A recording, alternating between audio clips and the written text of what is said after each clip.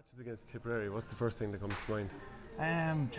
Great battles. I've been part of so many matches against Tipperary, and there's yet to been a bad match or a boring match or a match that people just think wasn't up to standard.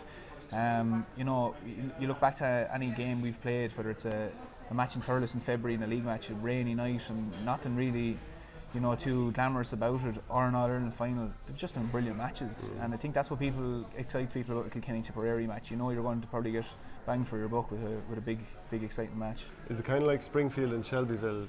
The two teams are the exact same, both trying to do the same thing, are the same and thing. both are trying to convince themselves they're Springfield as well. Is that it? They're not the evil other side. Exactly, yeah, look here, it's your tradition, rivalry. Like when I look at other sports, I think other sports try and strain to have it and try and fight it or pretend that they have this great rivalry, and you look at the Premiership and different things, but I think there's something more special when you're actually from a place. All the players here and the supporters, they're all from the place that that they're representing, and I think that adds into a rivalry even more so. And certainly something like a Kilkenny-Tipperary match, the fact that the border there and so there's so much crossover, I think the supporters are even in this more than the players again, so yeah. Did you have any Tipp managers with Danesfort?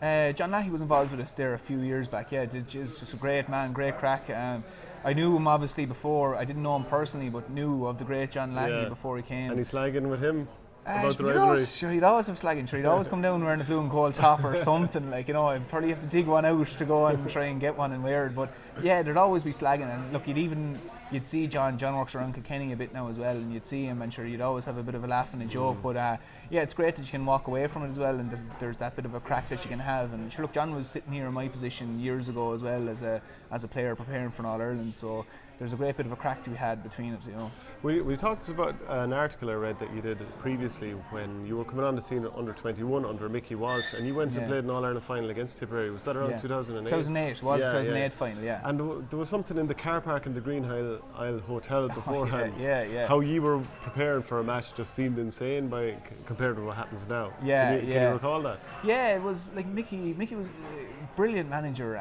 Just such an energy to be around, and Jimmy Marr was a selector with him, and we used to just have great sessions. Mickey had this thing where he just wanted to play a match, and that was it. There was a match, and we'd come for training some nights, and it might be a recovery session, but you'd end up playing a match or something, But the Green Isle Hotel we're playing Tipp in the 2008 All-Ireland final under 21, and after we had the small bit of grub, we came outside and players were pucking around, and it developed into this game, and all, I suppose young lads will know it, where it's just a group of lads, you send up a high ball and everyone's up trying to catch it. But I just remember one memory of it was we were going out to play an Ireland final in about 2 hours, I'd say, and a ball went up, and a lad, Richie Dollard, went up to catch it. Richie was a huge lump of a lad, he was just a big man.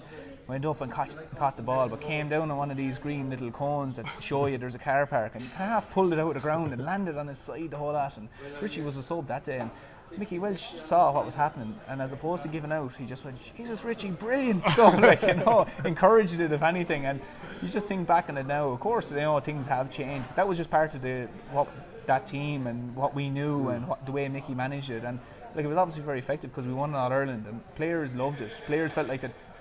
Here's a manager that's just willing to back us, and that's enjoys what we're doing and is just here for the pure enjoyment. So that was just I suppose a snapshot really of that. He turned you into a back, didn't he? He did, yeah.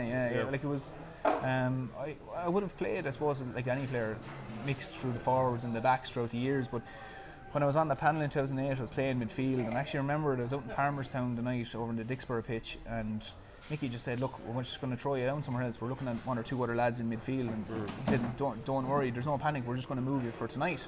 He said, "Will you go in right corner back?" And I said, "There's no problem at all." And I just attacked a few balls, and Mickey said, "I like what you're doing there. Will you stay doing it? Will you play corner back?" So I said, "As long as I'm playing, I don't care where I'm playing." And that was really it, and as simple as that. And again, it's like I said, it's a testament to Mickey that Mickey had no set way in terms of this player has to play there, that player has to play there. He had a good eye for what was needed for a position, and stood to me massively as well, because whatever I did right there, Martin Fogarty called me a few nights later after we had played Dublin and said, "Do you want to come in and fill a few position for a training panel?" So look, I suppose I owe Mickey a lot in that respect for being willing to make that decision.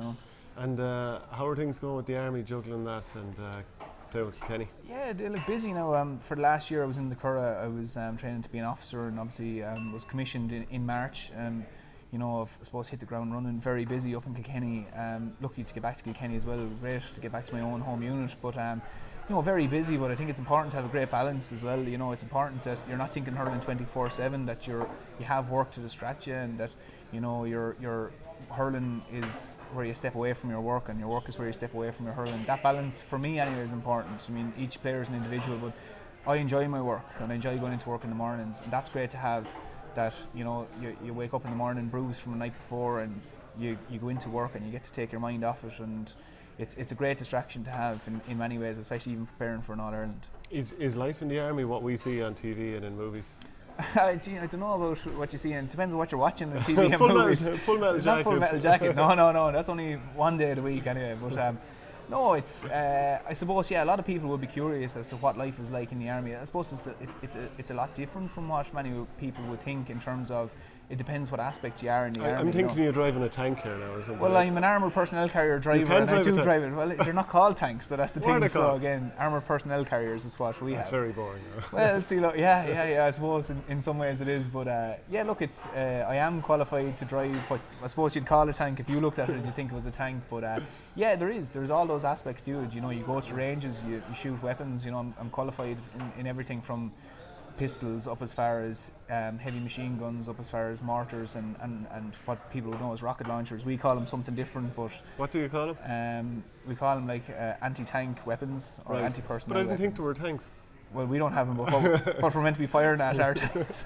So that's what we call them. But so there is that aspect, and there's also the aspect then, I suppose, very much of the administration side of things as well. So it depends on any given day. That one day you might be on a range firing weapons, doing what people see in films, as you were saying. The other side of it then is the aspect that has to be done of the paperwork and of the logistics work and of the administration work, and so it depends what day you're dealing with. So I'll tell you one thing, it doesn't sound boring to me. No, it's far from boring anyway. Put yourself out there and it's not boring. Despite what I've heard. A quick Q&A then. Who's been your toughest opponent? Toughest opponent? Well, I used to always say in the likes of, it's probably too easy to say Henry, but he is probably the toughest opponent you'll ever mark. But there's been so many players, I suppose, away from the likes of Henry. Henry's movement was something that people see him on the ball, but his movement off the ball was the killing thing with Henry. He'd kill you off the ball. He was gone. You didn't know where he was. He'd pull you away from the ball. But other inter-county players have been lucky to mark just tough lads. Seamus Callan, of course, being one of them players. The likes of John Conlon from Clare. An enormous man in the full forward. You win and mark him, and you'll come off battered and bruised. Patrick Horgan. It's very hard any given day to pick one player that this lad. I used to always say as well, Aidan Fogarty. Consistently, Martin Fogarty and Brian used to always put Aidan Fogarty ourselves on each other. I don't know whether it was just we tormented each other or what it was, but Taggy was just such a tough player to mark. He was just always moving. I think any back, because he had such speed, every back was going, if he gets the ball, he's gone. So I think you could take your pick there now, but always go for Henry is always the toughest. What team do you most like to beat? Most like to meet? To beat? Oh, to beat. Oh, jeez. That's a tough one now. Look, again, probably goes back to your rivalry with Tipperary.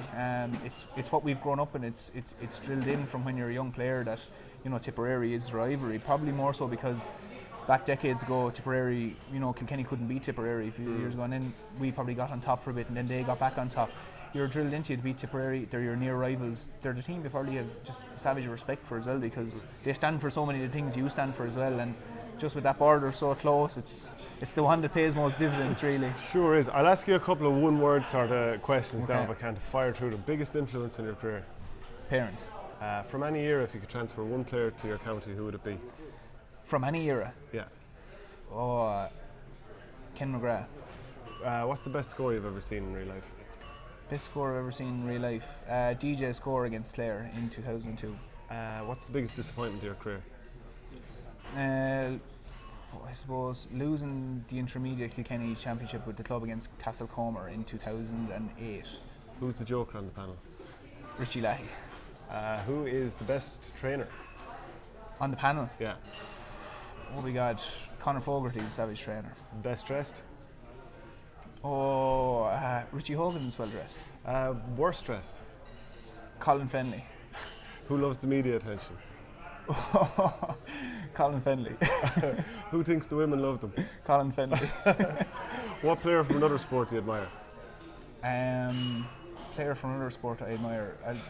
Peyton Manning. I think Peyton Manning is unreal. And one last one, a manager from another sport that you admire? Manager from another sport. I